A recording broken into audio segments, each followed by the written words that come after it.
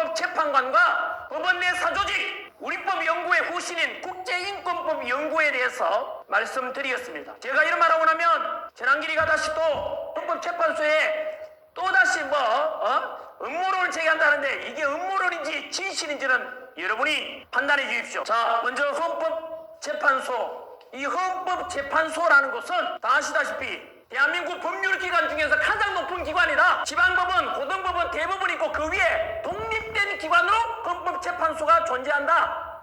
따라서 그 헌법재판소의 재판관들은 가장 유능하고 가장 존경받고 가장 법과 양심에 따라서 재판하는 훌륭한 분들이다. 그런데 저는 현재 진행 중인 대한민국 헌법재판소의 재판관들을 보면서 저도 예전에 수능 강사 때 사회도 가르쳤지 않습니까? 헌법재판소의 기능, 위헌법률도 심판하고 그리고 헌법소원도 심판하고 또 정당 해산에도 심판하고 그리고 대통령 탄핵까지도 심판하는 아주 멋진 기관이다라고 가르쳐왔는데 아까 말씀드린 대로 거기에 소속된 구인의 헌법재판관들은 늘 가장 공정하고 가장 존경받는 훌륭한 분이라 생각했는데 저는 현재 돌아가고 있는 이 헌법재판을 보게 되면 저는 학생들한테 잘못 가르쳤습니다. 저도 속았고 국민들도 속고 있다는 것을 알게 되었습니다. 저는 그 배신감에 모든 대한민국 국민들이 이것을 아셔야 됩니다. 헌법재판관이 얼마나 불의한지를 그리고 얼마나 엉터리로 재판하는지 첫 번째 이미 진행됐죠. 첫 번째 이번 헌법재판소의 불신을 만든 거 다 아시다시피 바로 국회에서는 대통령이 그날 내란을 저질렀다. 그리고 그 공포감 속에서 대통령을 탄핵 소추안을 가결시켰죠. 많은 국회의원들이 함께. 그런데 막상 헌법재판소에 와서 논하기를 탄핵 소추단에서는 뭘 뺐습니까? 국회 탄핵소추의 가장 큰 중요한 내용 내란죄를 빼고 헌법재판소에서 심리를 진행하자 그랬습니다. 여러분 상식적으로 말이 되냐고. 짜장면을 시켰는데 단무지만 나오고 짜장면이 안 나왔어. 그래서 그 단무지가 짜장면이니까 그거라도 먹으라 하면 야 납득이 됩니까 여러분? 어떤 사람은 박근혜 정부 탄핵 때도 몇 개 법은 뺐다고 하던데 적절한 비유가 되지 못합니다. 진실을 말해야죠. 그때는 격가지를 뺐고 이번에는 가장 중요한 탄핵 소추의 가장 큰 원인 내란죄라는 가장 큰 걸 뺐지 않습니까? 그것도 헌법재판관과 탄핵 소추 쉽게 말해 야당 쪽이죠. 서로 미리 사전 조율했다는 의혹도 있었죠. 왜 자꾸 이런 의혹을 살 짓을 하고 왜 나쁘게 한 짓을 하냐고. 그러면 적어도 제가 아는 최소한의 국민적인 상식에서는 그 내란죄를 빼자고 하면은 상식적으로 어떻게 해야 돼요? 야, 가장 중요한 범죄 혐의 내란 범죄를 빼자는 것은 그러면 국회에서 다시 기각시켜 돌려보내가지고 그 빼고 국회의원들한테 다시 탄핵 의결시켜서 헌법재판소로 와라 라고 하는 게 상식 아닙니까? 두 번째, 지금부터 불의한 재판관들에 대해서 고발하겠습니다. 만약에 제가 새로운 주장하게 되면 저를 고발하겠지만 저는 새로운 주장 없습니다. 이미 보도되고 다 나와 있는 걸 강사로서 정리를 해왔습니다. 왜요? 언론에서는 또 특정 언론에서는 보도를 안 해주니까 제가 사랑하는 우리 2030 세대들과 국민들께 간추려서 알려주는 역할밖에 하는 게 없습니다. 첫 번째, 헌법재판소의 문영배 불의한 재판관에 대해서 고발하겠습니다. 첫 번째, 이재명 야당 대표와 친분 관계에 대해서 의혹이 많이 제기됐죠. 그러자 헌법재판소에서 또 말합니다. 사적인 이런 개인적인 관계로 심리에는 영향이 전혀 없다. 그냥 피식 웃음밖에 안 납니다.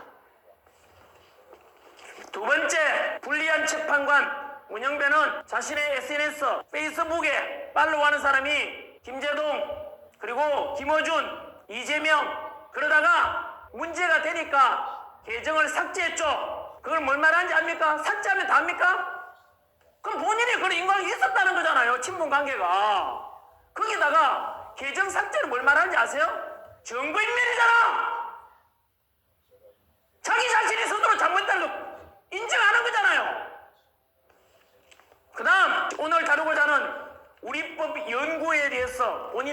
아십니까? 나는 우리 입법 연구회 내부에서도 가장 왼쪽에 있는 사람이다. 그럼 뭐죠? 가뜩이나 진보 좌파라고 알려진 우리법 연구에 대해서 가장 좌쪽에 있다는 것은 왼쪽에 있다는 극좌파라고 스스로 페이스북에다 글을 올렸던 것 아닙니까? 그리고 계정 삭제했죠. 왜 이런 의심들을 얼굴에 자꾸 하냐고. 제가 했어요? 문영배 본인이 했잖아요. 저는 오늘 존칭을 쓰지 않겠습니다. 이유는 이들이 지금 국민에게 끼치는 폐악을 생각하면 국민들의 심정을 대신해서 도저히 제 존칭을 쓸 수가 없습니다. 그동안 이들이 저질렀던 수많은 불리한 재판을 상상해 본다면 편향된 재판을 했을 걸 생각하면 거기에서 패소해서 억울하게 패소했던 사람들을 상상해 보시면 저는 절대로 존칭을 쓸 수가 없습니다. 그 다음 우리법 연구에 대해서 뭐라고 했는지 아십니까? 헌법재판관 국회 인사청문회 때 당시 장제원 국회의원이 묻습니다. 바로 문영배처럼 우리법 연구회 소속이 또 헌법재판관이 되면 그때 9명의 재판관 중에 무려 5명이 우리법 연구회 그 후신인 국제인권법 연구회 소속 재판관들이 절반을 넘는 겁니다. 너무 편향된 재판할 수 있는 거 아닌가? 놀랍죠? 도대체 우리법 연구회가 뭐길래 헌법재판관의 절반 이상이 우리법 연구회 소속이란 말인가? 그 밑에 나옵니다. 우리법 연구회가 뭐하는 단체인지 설명하기를 이렇게 설명합니다. 자, 우리법 연구회는 우리법 연구회 회원이 지지하는 대법원장이 취임하셨고 대법원장을 지지하고 법원의 중요 부분을 구성함으로써 주류의 일원으로 편입된 이상 기존 주류들의 잘못을 되풀이해서는 아니 됩니다. 우리는 박시환 대법관이죠. 그 뒤로 박시환 정신으로 함께 가자. 박시환이 88년 우리법 연구회 만들 때 바로 주도 메인이었죠. 그럼 박시환 정신이 무엇인가 설명을 합니다. 박시환이 작성한 2005년 우리법 연구회 논문집에서 말하기를 이 우리법 연구회 모임은 법원 내에 여러 연구 모임처럼 회원의 실력 향상이나 역량 정진 등 개인의 발전을 목표로 하는 모임은 아니다. 뭐지 그러면? 법원 내에 문제의식과 이상을 가진 회원이 모여서 재판 과정 또는 사법 운영에 참여함으로써 법원을 이상적인 방향으로 변화시키는 것을 목표로 하는 단체라고 생각한다. 사실상 박시환 정신은 사법부의 운영권을 장악해서 그것의 목표를 달성하는 행동하는 단체라고 당시 장제원 의원이 평가했습니다. 단순한 연구 모임이 아니고 바로 법원의 요직이라든가 주요 자리를 다 차지하겠다는 이거지요. 생각나는 거 없습니까? 바로 YS 때 청산된 전두환이 만들었던 군내의 사조직인 하나회가 생각날 겁니다. 그들이 군대 내 요직 다장 있지 않습니까? 밀어주고 서로 당겨주고 우리법 연구회가 그런 취지라고 지금 나와 있습니다. 단순한 연구 모임이 아니라지 않습니까?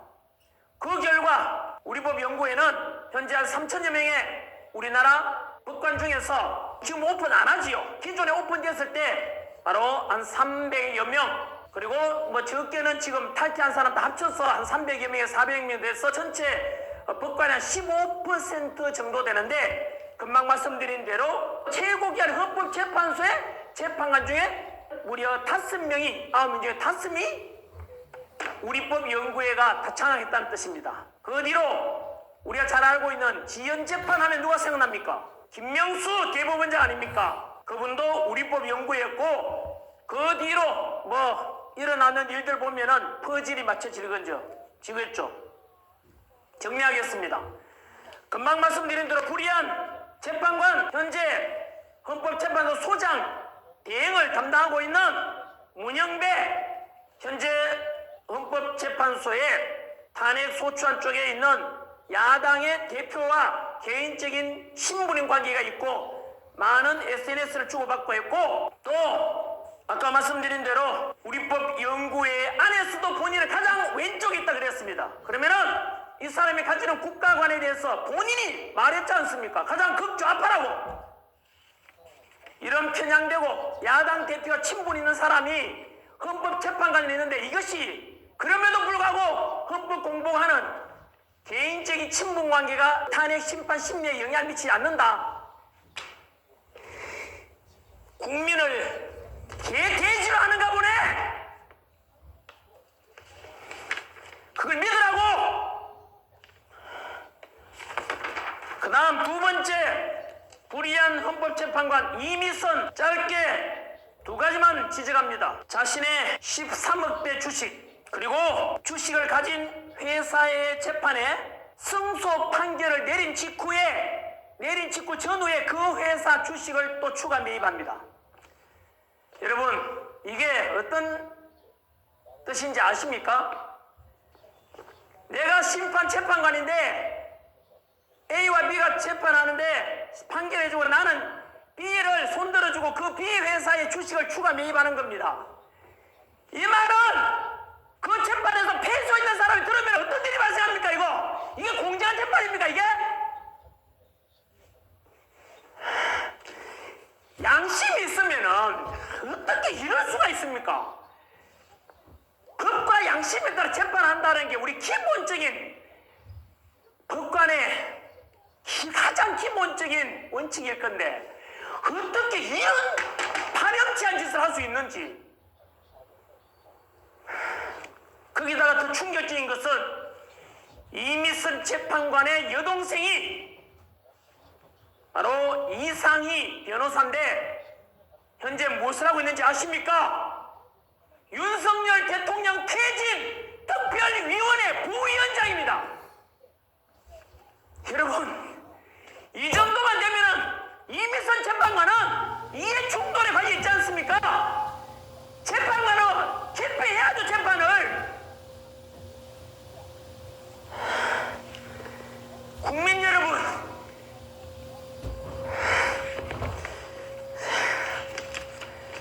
이런 진실을 아셔야 됩니다.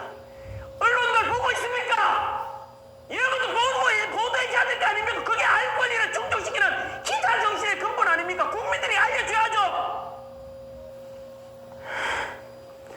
그 다음 세 번째 불의한 재판관 정계선 역시 자기 남편이 역시 소속은 우리법 연구회입니다. 이 정계선 우리법 연구회 소속의 이 재판관의 남편 되는 황필규 변호사가 무엇을 하고 있는지 아십니까? 윤석열 대통령 탄핵을 시키겠다고 시국 선언한 그 장본인입니다. 자, 헌법재판소 공보관에게 묻겠습니다. 이런 이해 충돌과 특정 대통령을 탄핵시키는 쪽에 자신의 여동생이 있고 자기 남편이 있는데 어떻게 이걸 공정재판이 할 거라고 생각합니까? 이걸 초등학생한테 물어보라고. 초등학생한테 이거는 공정하지 않다고 생각할 거 아닙니까? 이런 거 국민한테 믿으라고.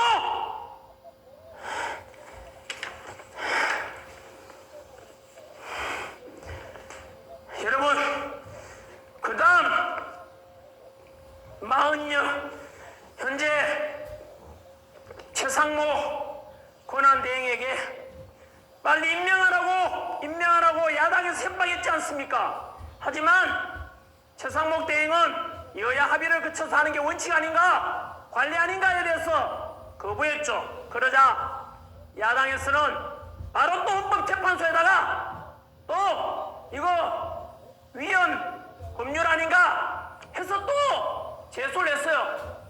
왜 했겠습니까?